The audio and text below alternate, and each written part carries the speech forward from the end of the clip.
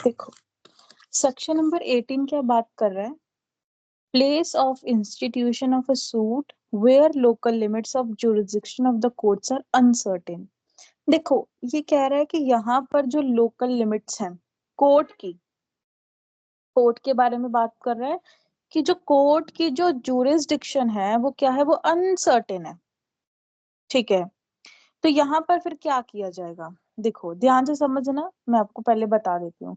If it's satisfied that, देखो जी अगर, तो पहला पॉइंट ये कि अगर यहाँ पर कोर्ट क्या हो जाता है, सेटिस्फाई हो जाता है। किस बात से सेटिस्फाई हो जाता है कि ये जो पर्टिकुलर कोर्ट है या पर्टिकुलर जो केस है वो क्या है, वो अनसर्टेन है। मतलब कि हमें नहीं पता लग रहा, हमें ये चीज नहीं पता लग रही है कि ये जो पर्टिकुलर केस है ये किस कोर्ट में जाएगा, अनसर्टेन है। ठीक है, तो क्या किया जाएगा, कोर्ट क्या करेगा, रिकॉर्ड करेगा। क्या करेगा, रिकॉर्ड करेगा। किस चीज का, स्टेटमेंट का रिकॉर्ड करेगा। फिर क्या करेगा, to that effect proceed dispose of the suit. फिर वो क्या करेगा, अफेक्ट में लेकर आएगा। और जो वो केस चल रहा था, मान लो कि ये एक कोर्ट है, इस कोर्ट में एक केस चल रहा था राहुल का, जो कि क्या है, अनसर्टेन है। जो कि क्या है, अनसर्टेन है। भाई राहुल का जो केस था वो एक कोर्ट में नहीं लगना चाहिए था, लेकिन इसने लगा दिया। ये क्या हो गया, अनसर्टेन, जुरिस्डिक्शन क्या होगी, अनसर्टेन हो गई, या फिर इसे पता नहीं था कि किस कोर्ट में जाना है। अब यहाँ पर क्या किया जाएगा, जब कोर्ट अब यहाँ पे ऑब्जेक्शन कर दिया गया कि ये राहुल ने जो केस फाइल किया है वो क्या है, किसी दूसरे कोर्ट में केस फाइल किया है। तो यहाँ पर ये क्या कर रहा है, ऑब्जेक्शन कर रहा है। तो कह रहे कि जब कोर्ट क्या करेगा, सेटिस्फाई हो जाएगा, सेटिस्फाई होने के बाद वो स्टेटमेंट को रिकॉर्ड करेगा, और फिर ये जो केस होगा राहुल को, इसे क्या कर देगा, डिस्पोज ऑफ कर देगा, खत्म कर देगा। मतलब इस कोर्ट में से खत्म कर देगा। तो यहाँ पर क्या लिखा है, where it is uncertain to within the local limits of whose jurisdiction. किसी कोर्ट की जुरिस्डिक्शन में कोई क्या है, लोकल लिमिट्स में अनसर्टेन है। इमूवेबल प्रॉपर्टी के बारे में बात करते हैं। कह रहा है कि इफ द सेटिस्फाई, अब यहाँ पर क्या कर दे, अगर यहाँ पर कोर्ट को क्या मिल जाए, अगर कोर्ट सेटिस्फाई हो जाए तो वो क्या करेगा, रिकॉर्ड करेगा अनसर्टेनिटी को। The statement to that effect, क्या करेगा, फिर स्टेटमेंट बताएगा। होता है ना कि रिकॉर्ड कर दिया फिर स्टेटमेंट लिख दी, फिर उसके बाद क्या करेगा, प्रोसीड टू ट्राई। अगर कोर्ट को लगेगा कि इस केस को, राहुल के केस को एक कोर्ट में ही प्रोसीड करो, तो करेंगे। अदरवाइज क्या कर देंगे, उसके केस को डिस्पोज ऑफ कर देंगे। ठीक है, और यहाँ पर ये देखा जाएगा कि अगर एक कोर्ट में राहुल का केस चल रहा है, एक कोर्ट में अगर राहुल का केस चल रहा है, तो यहाँ पर हम लोग कोशिश करेंगे कि ये जो केस है, इस इंसान को क्या मिले, नेचुरल जस्टिस मिले। मतलब जस्टिस, इक्विटी, ये सारी चीजें से मिले। अगर एक कोर्ट में नहीं मिल रही है तो हम इसका केस क्या कर देंगे, फिर ट्रांसफर कर देंगे। क्लियर है, हाँ मैम। क्लियर है ना, बस इसमें इतना ही याद करना है। फिर है सेक्शन नंबर 19। एक इसमें एक और चीज याद कर लेना। ठीक है, आप इसमें करना,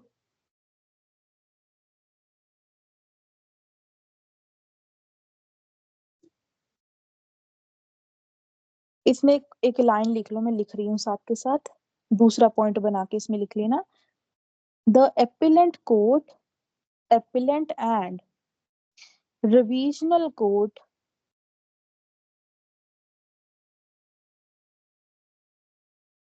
shall not allow, shall not allow any objection regarding jurisdiction।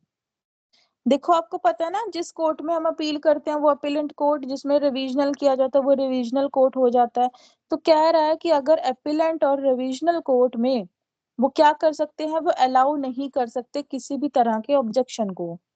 ध्यान से समझना कि अपीलेंट और रिवीजनल कोर्ट अलाउ नहीं, अलो नहीं करेंगे किसी भी ऑब्जेक्शन को जो कि जुरिस्डिक्शन के रिगार्डिंग है, ठीक है।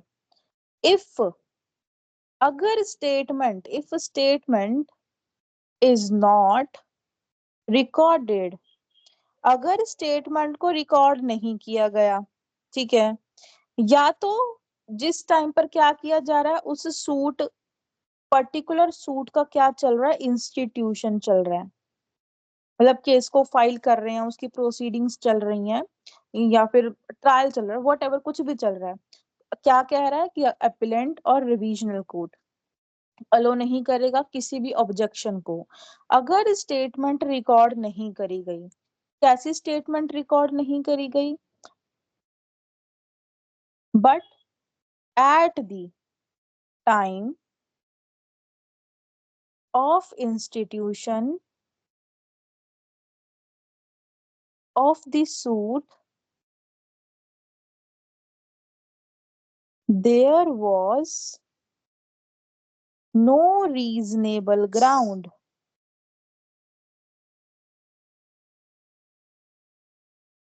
for uncertainty। ये लिख लो साथ के साथ, ये मैंने नोट्स में नहीं लिखा है। Uncertainty,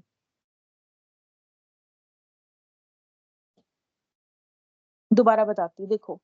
appellate court, रिवीजनल court allow नहीं करेगा किसी भी तरह के ऑब्जेक्शन को जो कि जुरिस्डिक्शन के रिगार्डिंग में है। If statement is not recorded but at the time of institution of the suit there was no reasonable ground for uncertainty। मतलब कि जिस टाइम पर आपने क्या किया था, सूट को इंस्टीट्यूट किया था, उस टाइम पर कोई भी ग्राउंड नहीं था, मतलब उस टाइम पर आपने ऑब्जेक्शन नहीं किया। जब कोर्ट क्या कर रहा है, डिक्री पास कर रहा है, जजमेंट पास कर रहा है, ऑर्डर पास कर रहा है, आप उस टाइम पर ऑब्जेक्शन कर रहे हो कि यहाँ पर तो भाई ये जो कोर्ट है इसमें तो हमारी जुरिस्डिक्शन ही नहीं है, तो कहते हैं कि उस टाइम पर इस चीज को नहीं अलाउ किया जाएगा। सिंपल, क्लियर है?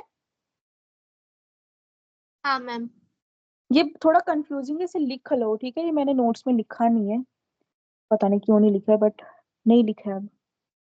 देखो section number 19, suits for compensation for wrong to person और मूवेबल प्रॉपर्टी। ऊपर हमने क्या पढ़ा, इमूवेबल प्रॉपर्टी के बारे में पढ़ा। क्या कह रहा है कि यहाँ पर हम ऐसे सूट्स की बात कर रहे हैं for compensation for wrong to person. A suit for wrong to movable property may be brought at the option of the plaintiff either. अब ध्यान से समझना इसे। क्या कह रहा है कि at the place where the wrong is committed.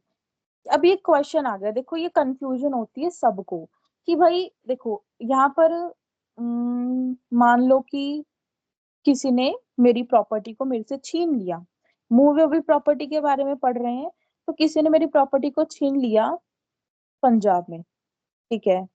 मैं रहने वाली हूँ पंजाब की, और जो कमिट हुआ, जो मतलब जो गलत हुआ मेरे साथ, वो भी पंजाब में हुआ, लेकिन डिपेंडेंट कहाँ का है, दिल्ली का है, ठीक है। अभी क्वेश्चन रहता है कि केस कहाँ फाइल करें, पंजाब में करें कि दिल्ली में करें। ये क्या रहता है, ये काफी क्वेश्चन रहता है, मतलब काफी कंफ्यूजन रहता है। तो यहाँ पर इस वाले सेक्शन में क्लियर किया गया है। क्या क्लियर किया गया है?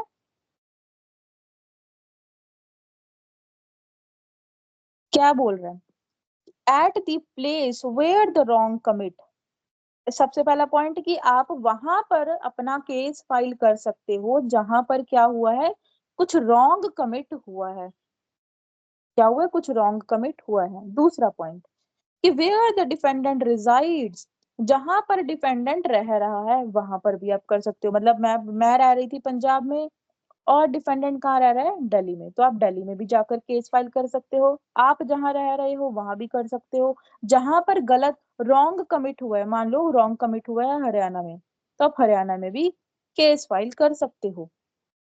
या फिर जहां पर डिफेंडेंट रहता है, या फिर जहां पर वो अपने बिजनेस को कैरी करता है, ठीक है। Third point, a suit for compensation for wrong to a person may be instituted at the option of the plaintiff either. क्या, देखो सबसे पहली बात ये समझो, केस फाइल कौन करता है, प्लेंटिफ करता है। तो ये किसके ऊपर डिपेंड रहेगा, ये डिपेंड रहेगा प्लेंटिफ के ऊपर कि प्लेंटिफ को कहाँ पर केस फाइल करना है। ठीक है, so where such wrong commit, कौन किसकी बात कर रहा है, प्लेंटिफ की। प्लेंटिफ क्या कर रहा है, केस फाइल कर रहा है जहां पर गलत हुआ है, जहां पर डिपेंडेंट रहता है या फिर अपने बिजनेस को कैरी करता है। ये एग्जांपल दिया है, इसे रीड कर लेना। समझ आ गया, बिल्कुल आसान था।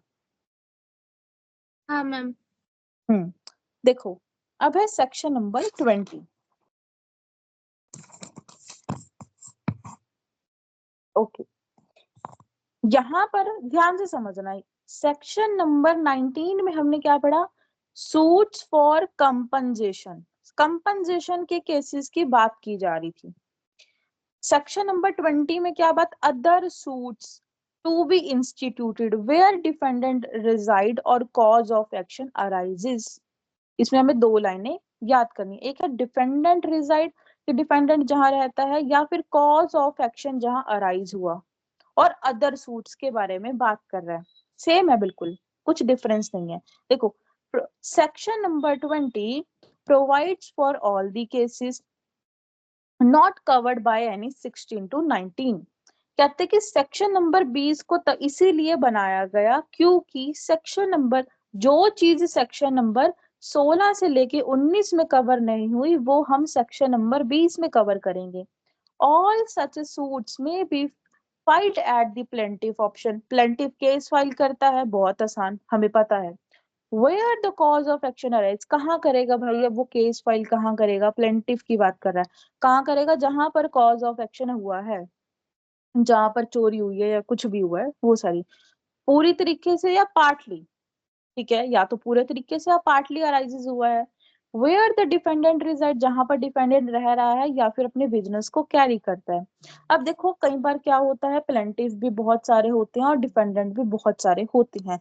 मान लो कि ये राहुल है और इस राहुल बेचारे का क्या किया, प्रॉपर्टी को छीन कर ले गए बहुत सारे लोग, 3 लोग, मोहन सोहन रोहन। ठीक है, तो यहाँ पर डिफेंडेंट तीन तीन डिफेंडेंट है, तो फिर अब कहाँ पर केस फाइल करेंगे, तो where there are 2 or more defendant any of them reside, कि जहां पर मान लो मोहन रहता है पंजाब में, सोहन रहता है हरियाणा में और रोहन रहता है राजस्थान में। तो कह रहा है कि जहां पर डिफेंडेंट रहता है, कोई एक डिफेंडेंट जहां पर रहता है, जहां पर आपको आसानी लगे आप वहां पर जाकर केस फाइल कर सकते हो। और जहां पर ये तीनों क्या करते हैं, अपने बिजनेस को कैरी करते हैं या फिर पर्सनली वर्क्स फॉर गेन करते हैं। यहाँ तक क्लियर। फिर ये प्रोवाइडेड में क्या बात करता है, लेकिन कहते हैं कि अगर आपको ऐसा कुछ करना है तो पहले तो आपको कोर्ट की परमिशन लेनी पड़ेगी। एक्सेप्शंस की बात कर रहा है, ये प्रोवाइडेड यहाँ से स्टार्ट हो गया, मतलब यहाँ पे ये एक्सेप्शन की बात कर रहा है। क्या बात कर रहा है कि that in such a case either the leave of the court is obtained or dependent who do not reside or carry, जहां पर डिपेंडेंट नहीं रह रहा या फिर वो कैरी नहीं कर रहा किसी भी तरह के बिजनेस को, तो अगर वहां पर हमें केस फाइल करना है तो हमें कोर्ट की क्या लेनी पड़ेगी, परमिशन लेनी पड़ेगी। सिंपल, परमिशन लेनी पड़ेगी। वैसे तो हमें क्या करना पड़ेगा, वैसे तो हमें जहां पर डिफेंडेंट रह रहा है वहीं पर हम केस फाइल करेंगे। लेकिन क्या है, एक्सेप्शन बता रही हूं मैं, प्रोवाइडेड में लिखा है एक्सेप्शन इसका।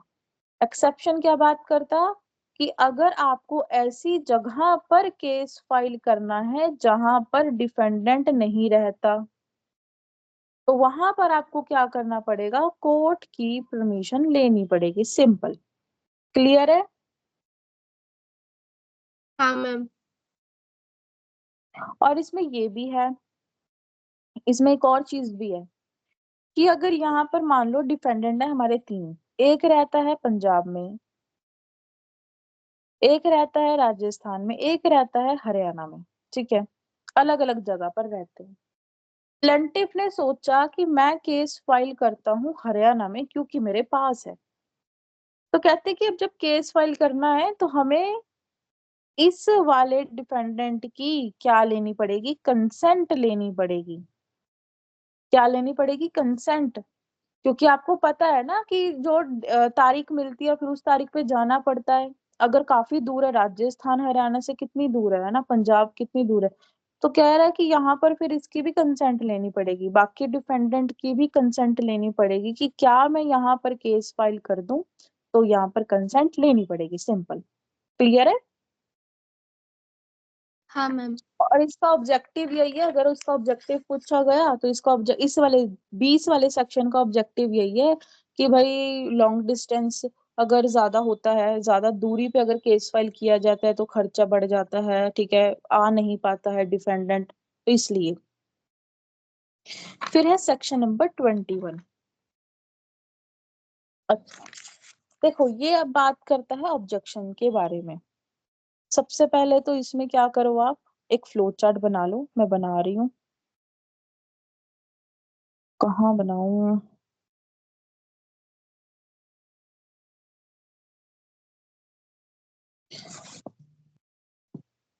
इसको याद करने के लिए फ्लो चार्ट बना लो नोटबुक में। सेक्शन नंबर 21 जो कि बात करता है ऑब्जेक्शंस टू जुरिस्डिक्शन की।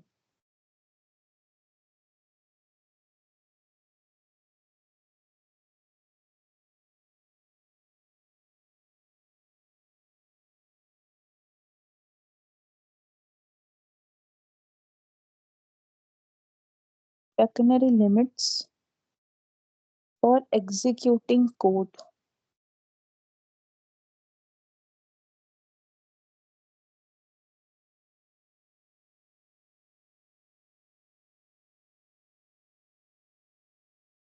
और लिख भी लेना साथ में।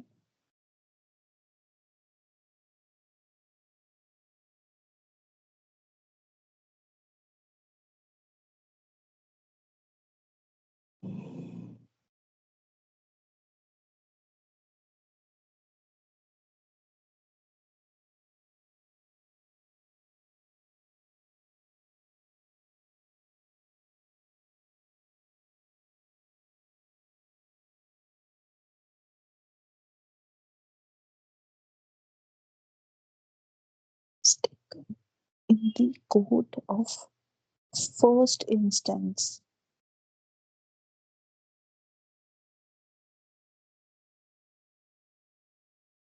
at the earliest possible opportunity।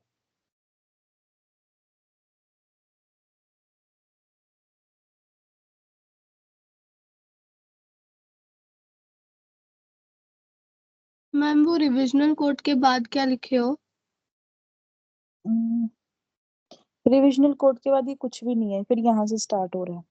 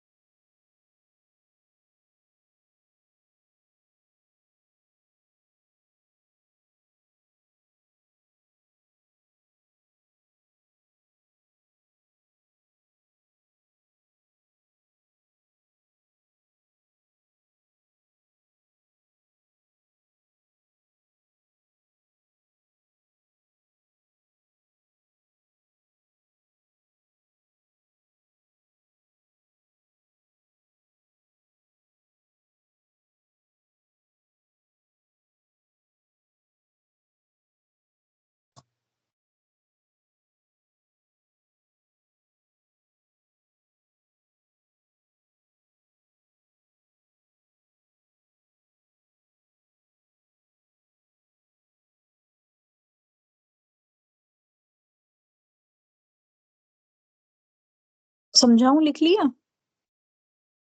हाँ मैम लिख लिया। हम्म देखो इसमें हम क्या बात कर रहे हैं, ऑब्जेक्शंस की बात कर रहे हैं। ये हम कैसे ऑब्जेक्शंस की बात कर रहे हैं, मैंने आपको पहले वाले सेक्शंस में भी यही पढ़ाया कि भाई आपकी जो जुरिस्डिक्शन है वो अनसर्टेन है, तो हम ऑब्जेक्शन कर रहे हैं, तो ये वही बात कर रहा है।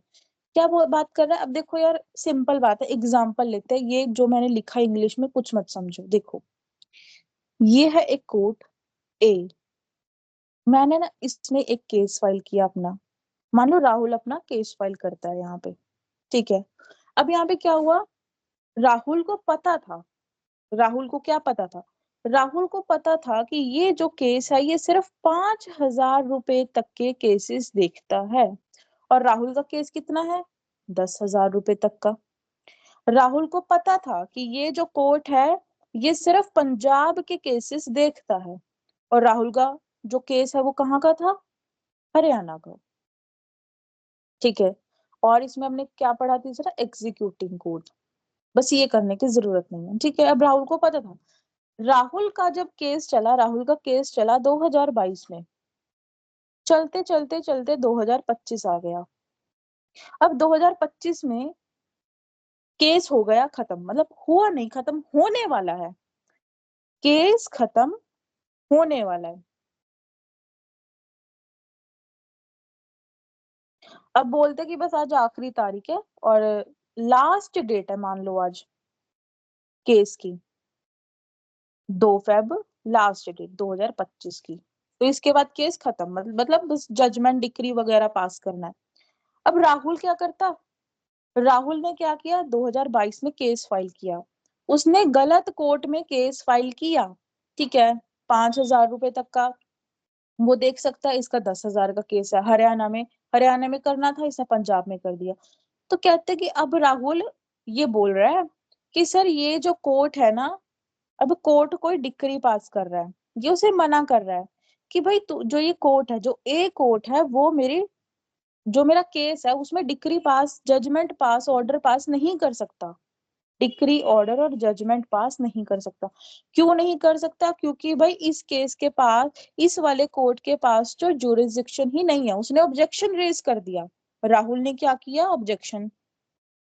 लेकिन अब कोर्ट बोलता, हम जो 2022 से 25 तक हम जो केस देखते आए हैं, क्या हम पागल हैं, है ना। अब देखो कोर्ट क्या कहेगा कि नहीं भाई, ज्यादा होशियार बनने की जरूरत नहीं है, क्योंकि देख राहुल ऐसा क्यों करेगा, राहुल ऐसा इसलिए करेगा ताकि मेरे को और टाइम मिल जाए, केस खत्म ना हो, ठीक है, ताकि और टाइम मिल जाए, ताकि मेरे फेवर में जजमेंट आ जाए, इसलिए। तो कोर्ट क्या कहेगा, कोर्ट कहेगा कि नहीं, आप ऐसा नहीं कर सकते, अब आप ऑब्जेक्शन नहीं रेज कर सकते। तो कहते हैं कि आप ऑब्जेक्शन आप कब कर सकते हो, ऑब्जेक्शन कब करोगे आप,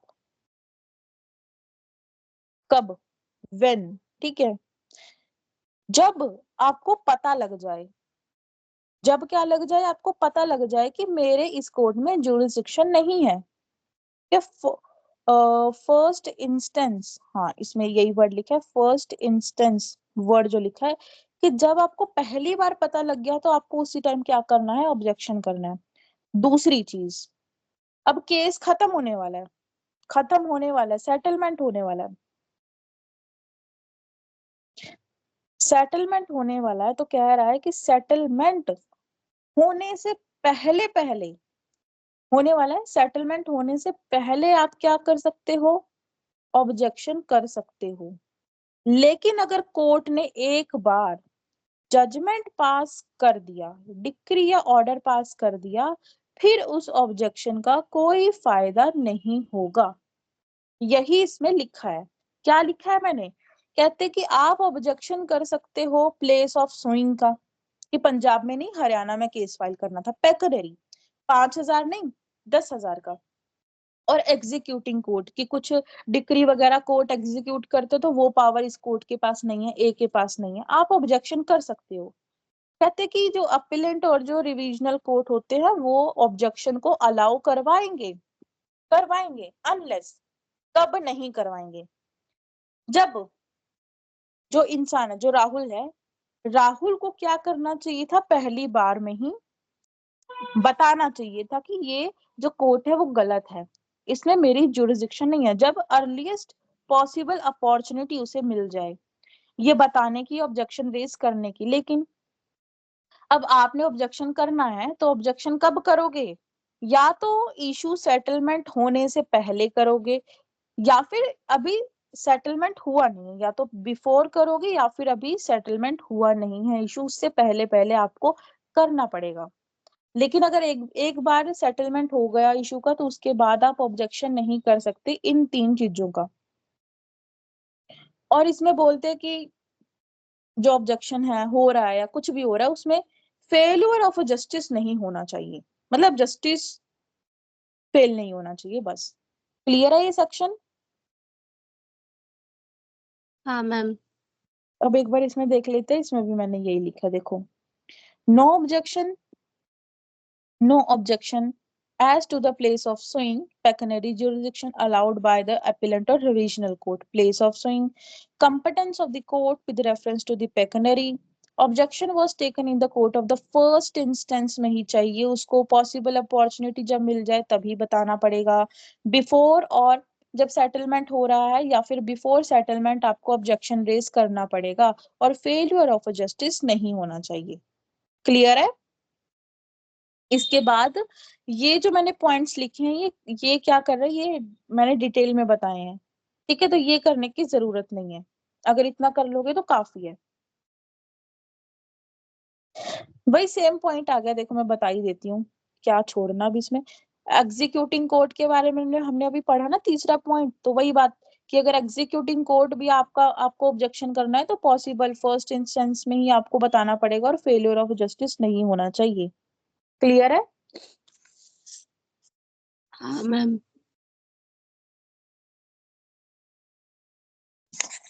अब सेक्शन नंबर 21A सेम बात करता है बिल्कुल। अब इसे भी ऐसे ही बता देती हूँ फ्लो चार्ट में ताकि समझ आ जाएगा।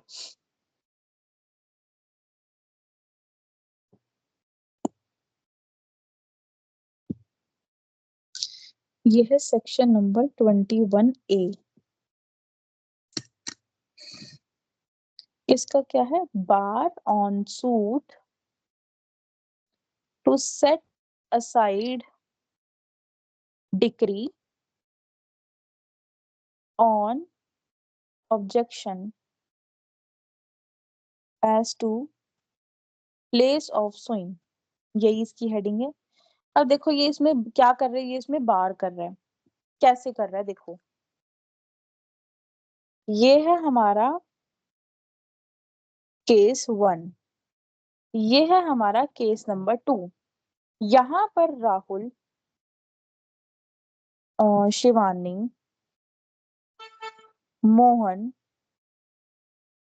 सोहन का केस चल रहा है, मतलब ये दोनों प्लेंटिफ हैं और ये दोनों डिफेंडेंट हैं, सेम पार्टीज हैं, सेम पार्टीज हैं। यहाँ पर भी राहुल और शिवानी का केस चल रहा है, यहाँ पर भी मोहन और सोहन का केस चल रहा है, लेकिन यहाँ पर जो केस चल रहा है वो अलग अलग है। यहाँ पर मान लो प्रॉपर्टी से रिलेटेड केस चल रहा है और यहाँ पर डाइवोर्स से रिलेटेड केस चल रहा है, अलग अलग केस है लेकिन पार्टीज सेम सेम पार्टीज है बिल्कुल। तो कहते हैं कि यहाँ पर अब क्या हुआ, ये जो केस नंबर 1 है, ये जो केस नंबर 1 है ये क्या हो गया, ऑलरेडी डिसाइडेड है, इसे डिसाइड कर दिया गया कोर्ट के द्वारा, मतलब इस वाले केस को क्या कर दिया गया, खत्म कर दिया गया। अब यहाँ पर केस नंबर 2 देखा जा रहा है। यहाँ पर इसने क्या किया, राहुल और मोहन ने क्या किया, केस नंबर 2 में ऑब्जेक्शन कर दिया। किससे रिलेटेड ऑब्जेक्शन कर दिया?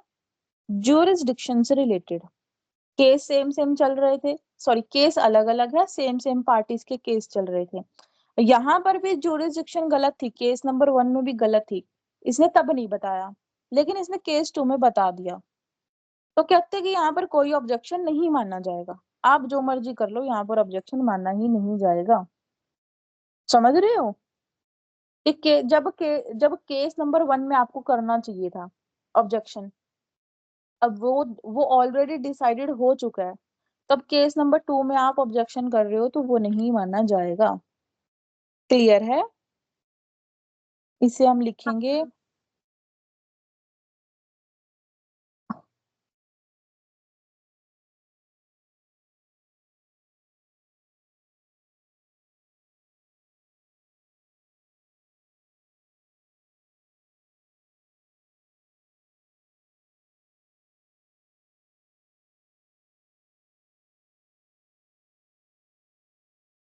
ये लिख लो।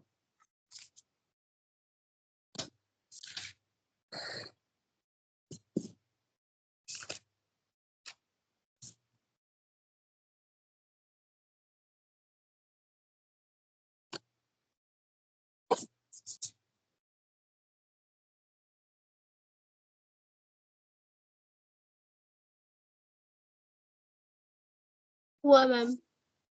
ठीक है।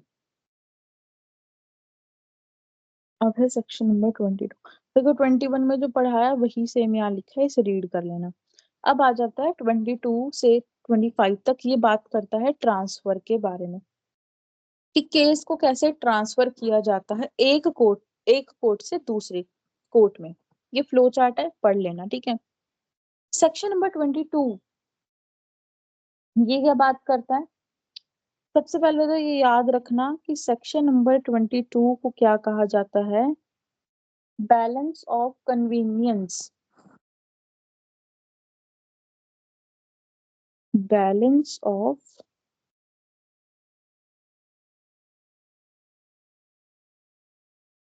कि अगर पेपर में क्वेश्चन आ गया कि बैलेंस ऑफ कन्वीनियंस बताओ, तो सेक्शन नंबर 22 हमें वहां पे लिखना पड़ेगा।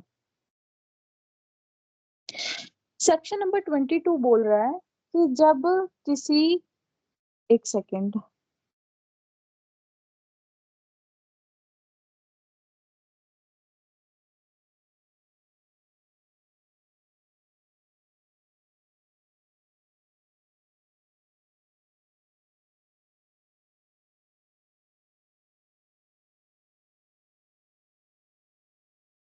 ये सेक्शन नंबर 22 बोल रहा है कि जब किसी केस को लेकर, मान लो राहुल का केस है, राहुल नहीं, अब हम लेंगे मोहन। देखो अब मोहन का एक केस है, ये केस फाइल करना चाहता है। यहाँ पर कोर्ट ए, कोर्ट बी और कोर्ट सी कह रहा है कि यहाँ पर जो मोहन का केस है वो हम इन तीन कोर्ट में क्या कर सकते हैं, किसी भी कोर्ट में फाइल कर सकते हैं। हम क्या लिखेंगे? When more than one court has jurisdiction. जब एक केस को देखने के लिए एक से ज्यादा कोर्ट क्या कर सकते हैं, उनके पास जुरिस्डिक्शन है। तो अब हम क्या करेंगे? तो क्या कर सकते हैं, देखो, provides that defendant may apply to the court for transfer of a suit to another court. मान लो प्लेंटिफ मोहन ने केस फाइल कर दिया ए में, ए कोर्ट में केस फाइल कर दिया, लेकिन अब क्या चाहता है? डिफेंडेंट चाहता है, डिफेंडेंट कौन है? सोहन। सोहन चाहता है कि मेरे को ए कोर्ट में जाने के लिए काफी टाइम लगता है, पैसे लगते हैं। तो ये क्या करेगा? ये कोर्ट को कहेगा कि आप क्या कर दो, आप मेरा केस ट्रांसफर कर दे, आप मेरा जो केस है वो क्या कर दो, ट्रांसफर कर दो ए कोर्ट से बी कोर्ट में, ताकि मेरे को क्या हो जाए, आसानी हो जाए। तो क्या लिखा है? provides that the defendant may apply to the court for the transfer suit to another court in a case suit may be instituted in any one of two or more courts. Before transfer is ordered under section 22, following conditions को satisfy करना पड़ेगा अगर आप चाहते हो कि आपके case को क्या कर दिया जाए, ट्रांसफर कर दिया जाए। The application must be made, application देनी पड़ेगी। सेटलमेंट से पहले पहले आपको कोर्ट को एप्लीकेशन देनी पड़ेगी। कौन देगा? डिफेंडेंट देगा। नोटिस देना पड़ेगा दूसरी साइड, मतलब प्लेंटिफ को भी नोटिस देना पड़ेगा। ठीक है, क्या देना पड़ेगा? प्लेंटिफ को भी नोटिस देना पड़ेगा। इतना सेक्शन क्लियर है? हाँ मैम। देखो इसमें ये हमें दो चीजें पढ़नी है। क्या बोल रहा है? After notice is serve to the other party the court must decided the application of the transfer. कौन करेगा? अब आपने कह दिया कि ट्रांसफर कर दो मेरा केस, आपने प्लेंटिफ को भी बता दिया कि मैं अब इस वाले कोर्ट में नहीं आ सकता, मेरे को काफी प्रॉब्लम होती है। नोटिस देने के बाद, सर्व करने के बाद दूसरी पार्टी को, कोर्ट के पास पावर है, वो डिसाइड करेगा कि ट्रांसफर करना है कि नहीं करना है। और ये भी देखेगा कि जो अपोजिट पार्टी है, जो प्लेंटिफ है, क्या वो ऑब्जेक्शन कर रहा है इस चीज पर, ट्रांसफर पर। अगर नहीं कर रहा है तो ट्रांसफर कर देगा। फिर है suo motu transfer. Over and above an application by a party to the suit, high court और district court has a power to transfer the suit. Simple, आपको इसमें इतना याद करना है कि हाई कोर्ट और डिस्ट्रिक्ट कोर्ट के पास क्या है? पावर है ट्रांसफर करने का सूट को, किसी भी अपील को। ये सेक्शन नंबर 24 में बताया गया है। क्लियर है? हाँ मैम। अब है सेक्शन नंबर, ये हमने कौन सा सेक्शन अभी पढ़ रहे हैं, 24, हम 22 पढ़ रहे हैं ना। तो कहता है कि 24 हाँ में भी बताया गया सेम, ठीक है, 24 में भी बताया गया। ये अभी मत पढ़ना वरना कंफ्यूज हो जाओगे ये चीज। अब आते हैं सेक्शन नंबर 23, जो कि अगर ध्यान से समझोगे तो समझ आ जाएगा, ठीक है, अदरवाइज नहीं समझ आएगा। अब इसका भी मैं आपको फ्लो चार्ट से ही समझाती हूँ, ध्यान से समझना। सेक्शन नंबर 23 काफी कंफ्यूजिंग है ये, अगर बेयर एक्ट खोलोगे तो कुछ समझ नहीं आएगा इसमें। सेक्शन नंबर 23 क्या बात करता है, इसकी हेडिंग मेरे को जरा बताना, क्या बात करता है ये। To what court application lies. What court application lies, ठीक है। पहला पॉइंट, इसके अंदर हम लोग 3 क्लॉजेस को पढ़ेंगे। पहला क्लॉज क्या बात करता है कि यहाँ पर सेम एपिलेंट कोर्ट है, मतलब कि ए कोर्ट है, ए कोर्ट के सब ऑर्डिनेट हैं बी, सी और डी, ठीक है। जो ए कोर्ट है, ए कोर्ट के सब ऑर्डिनेट हैं बी, सी, डी कोर्ट है, मतलब ए के अंडर काम करते हैं बी, सी, डी, सिंपल। यहाँ पर क्या है, एक एपिलेंट कोर्ट है, इस ये एपिलेंट कोर्ट के सबऑर्डिनेट कौन है, कोर्ट 1, कोर्ट 2, कोर्ट नंबर 3। जो ये 3 कोर्ट हैं ये क्या है, ये सब ऑर्डिनेट हैं एपिलेंट कोर्ट के।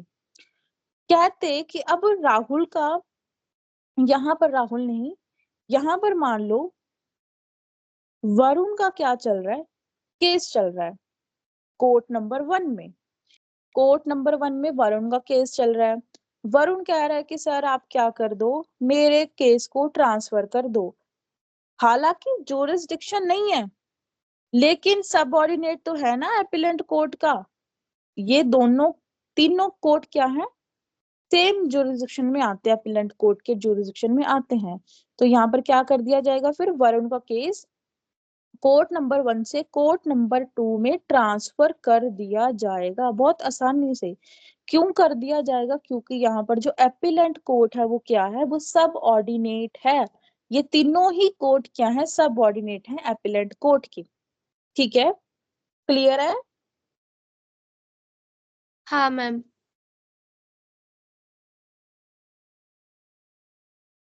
हम्म, ये फ्लो चार्ट बना लो,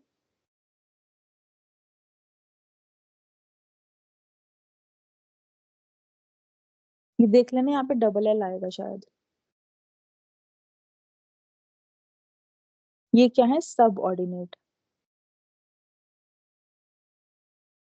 किसके सब ऑर्डिनेट है, कोर्ट नंबर 1, कोर्ट नंबर 2 और कोर्ट नंबर 3। इस वाले उसमें क्या चल रहा है, वरुण का केस चल रहा है। क्या किया जाएगा, ट्रांसफर की हम लोग बात कर रहे हैं, ट्रांसफर किया जाएगा फ्रॉम C1 टू C2 में। इतना आप लिख लो अपनी नोटबुक में ताकि याद रहे, क्लॉज नंबर 1 ओनली।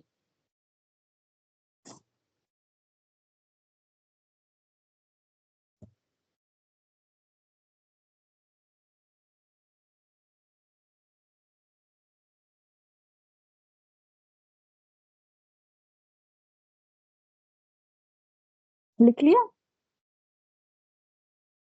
हाँ मैम। देखो दूसरा, सेम सेम बात कर रहे हैं। यहाँ पर क्या है, यहाँ पर है different appellate court but same high court. ध्यान से समझना, ये है हमारा हाई कोर्ट राजस्थान का, ठीक है। हाई कोर्ट के सबऑर्डिनेट हैं appellant court 1, appellant court 2, appellant court 3, subordinate, ठीक है। कहते हैं कि डिफरेंट है, एपिलेंट कोर्ट क्या है, डिफरेंट डिफरेंट है। देखो एपिलेंट कोर्ट ये अलग, ये अलग है, ये अलग है, अलग अलग है, डिफरेंट है, ये ध्यान से समझो, ये क्या है, डिफरेंट। लेकिन ये सबऑर्डिनेट किसके हैं, हाई कोर्ट के हैं। हाई कोर्ट राजस्थान के क्या है, ये सबऑर्डिनेट है। तो अगर यहाँ पर हाई कोर्ट चाहे, हाई कोर्ट चाहे तो क्या कर सकता है, वो यहाँ से केस को ट्रांसफर कर सकता है यहाँ, और यहाँ से केस को ट्रांसफर कर सकता है A2 एपिलेंट कोर्ट जो दूसरा है उसमें, हाई कोर्ट।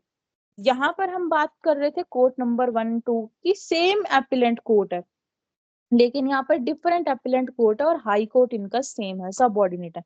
तो हाई कोर्ट के सबऑर्डिनेट कौन है, एपिलेंट 1, एपिलेंट कोर्ट 2 और 3। और ये क्या है, केस को ट्रांसफर किया जा सकता है हाई कोर्ट की परमिशन से, हाई कोर्ट ही करेगा। क्लियर है। हाँ मैम। क्लॉज नंबर 3 कह रहा है,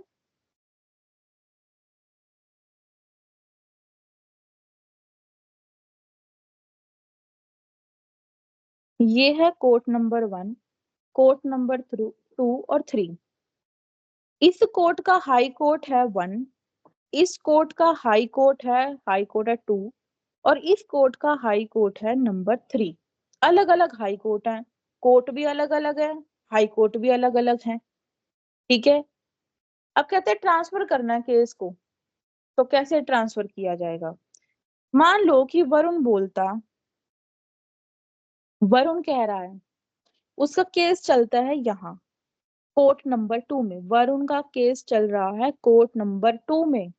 वरुण कह रहा है कि मेरे केस को ट्रांसफर कर दिया जाए कोर्ट नंबर 3 में। तो कैसे करेंगे, कहते कि जहां पर पहली बार का केस कहाँ अप्लाई किया गया था, यहाँ कोर्ट नंबर 2 में। तो कोर्ट नंबर 2 का सबऑर्डिनेट कौन है, हाई कोर्ट।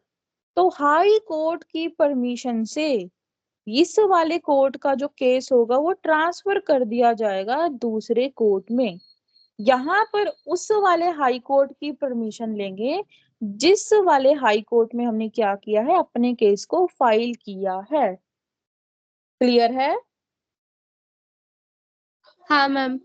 मतलब यहाँ पर कोई भी सबऑर्डिनेट नहीं है, मतलब C1 सबऑर्डिनेट है हाई कोर्ट के, C2 सबऑर्डिनेट है हाई कोर्ट 2 के। तो ये जिसका सबऑर्डिनेट रहेगा वही ट्रांसफर करेगा, अदरवाइज ये वाला हाई कोर्ट ये वाला हाई कोर्ट ट्रांसफर नहीं कर सकता। ठीक है। अब यहाँ पर जैसा मैंने पढ़ा है मैंने वैसा ही यहाँ पे लिखा है, देखो। सेक्शन टू कोर्ट 23 है ना सेक्शन, हाँ वेयर मैम। सेवरल कोर्ट्स, जहां पर क्या है, सेवरल कोर्ट्स हैं, बहुत सारे कोर्ट के पास जुरिस्डिक्शन है, सबऑर्डिनेट है एपिलेंट कोर्ट के। तो वहां पर क्या किया जाएगा, ट्रांसफर कर दिया जाएगा। ठीक है जी। Where such court are subordinate to the different appellate court but same high court, तो भी ट्रांसफर कर दिया जाएगा हाई कोर्ट के द्वारा कहने पर। तो यहाँ पर डिफरेंट हाई कोर्ट हैं, अलग अलग कोर्ट हैं। तो यहाँ पर कहते हैं जहां पर आपने पहली बार केस को क्या किया था, फाइल किया था, पहली बार ब्रॉट इज सिटुएट, जहां पर पहली बार आपने केस को फाइल किया था वो हाई कोर्ट क्या करेगा, ट्रांसफर कर देगा। बड़ी आसानी से समझ आ गया, अब लिखा हुआ है ना। हाँ मैम। अब है section number 24।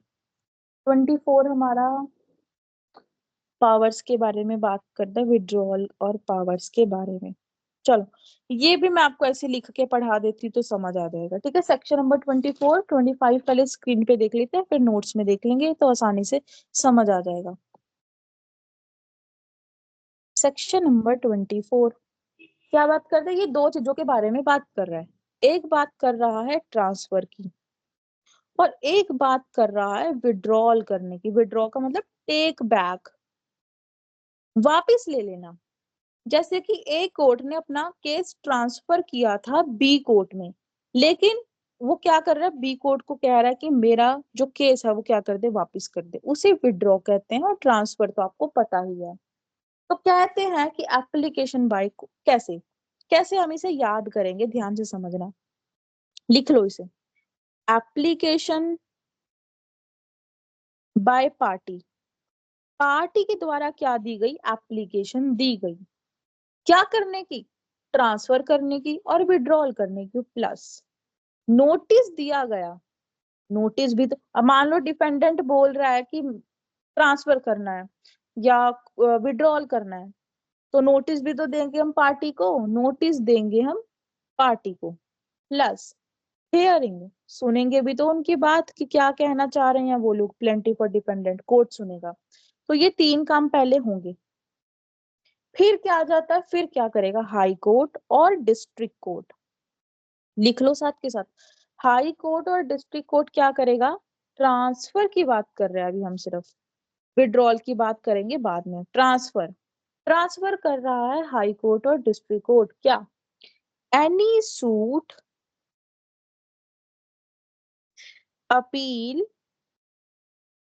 Proceeding,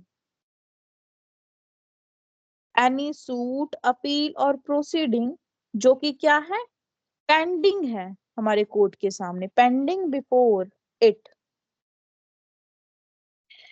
to the, किसके सामने पेंडिंग है, before the subordinate court के सामने पेंडिंग है, सब ऑर्डिनेट कोर्ट के सामने क्या है, पेंडिंग है।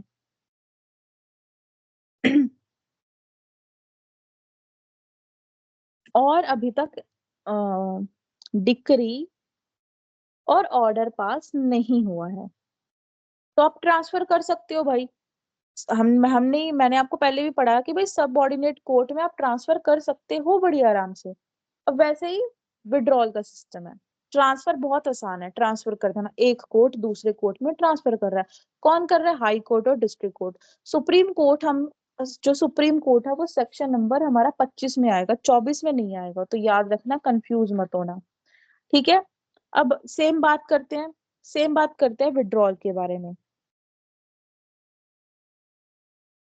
विड्रॉल की बात कर रहे हैं, एनी सूट, सेम सेम, ये मैं हाईलाइट करनी, सेम आपको लिखना है विड्रॉल में भी, any suit, appeal, proceeding pending before it to the subordinate court, court तक बिल्कुल सेम लिखना है आपको। फिर आपको क्या करना है, आपको इसमें लिखना है कि भाई यहाँ पर जो जो कोर्ट है, जो अपने केस को वापिस ले रहा है, जो अपने केस को वापिस ले रहा है, विड्रॉ कर रहा है, वो क्या करेगा, या तो वो खुद से उस केस को देखेगा, ट्राई इटसेल्फ, ठीक है, मतलब मैंने आपको केस दिया था और मैंने आपसे केस वापस ले लिया, या तो मैं खुद देखूंगी उस केस को, दूसरा या तो किसी ट्रांसफर करूंगी किसी सबऑर्डिनेट को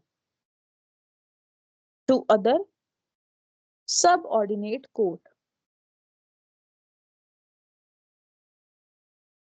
या फिर थर्ड पॉइंट होगा, या फिर मैं क्या करूंगी, रीट्रांसफर करूंगी सेम कोर्ट को।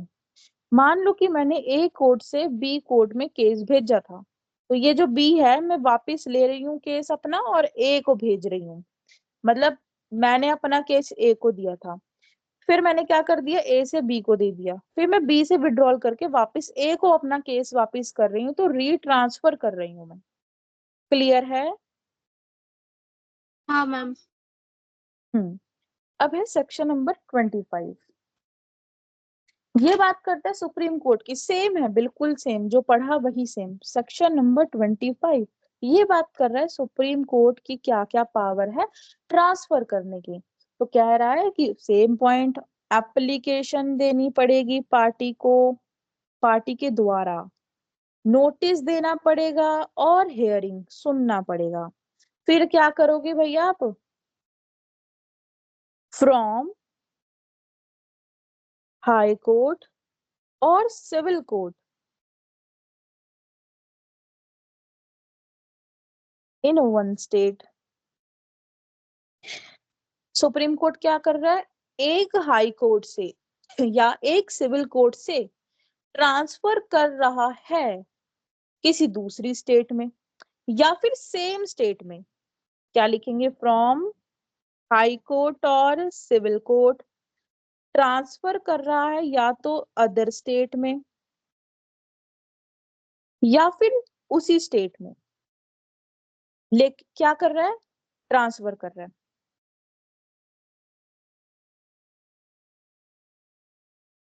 एनी स्टेज, किसी भी स्टेज पर ट्रांसफर कर सकता है। सूट की किसी भी स्टेज पर ट्रांसफर कर सकता है सुप्रीम कोर्ट। क्लियर है 25 तक? एक बार देख हाँ लेते मैम। हैं। अगर इसमें कोई डाउट लगे तो आप क्या करना, रिकॉर्डिंग सुन लेना आज की, ठीक है? हाँ मैम।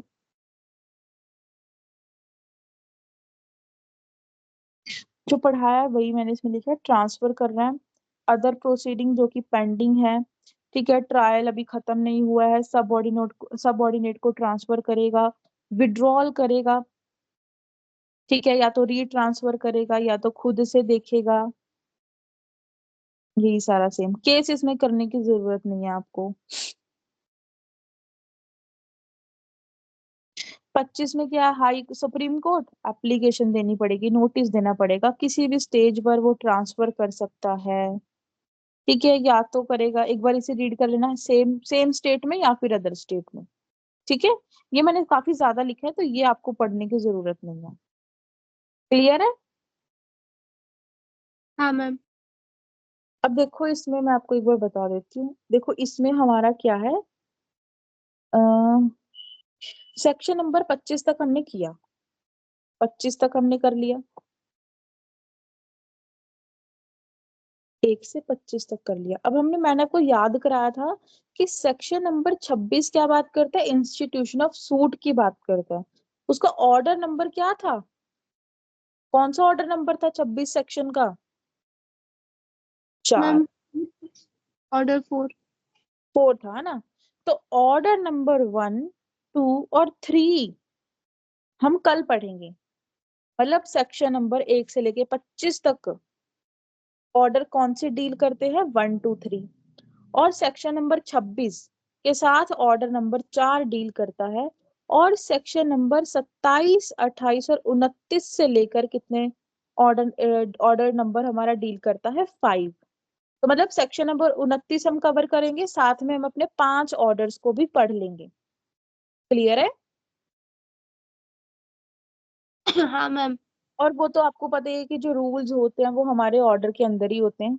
तो कल हम लोग कोशिश करेंगे कि 3 ऑर्डर्स, 4 ऑर्डर्स और सेक्शन नंबर 26 को कंप्लीट करें, ठीक है। हाँ मैम। आप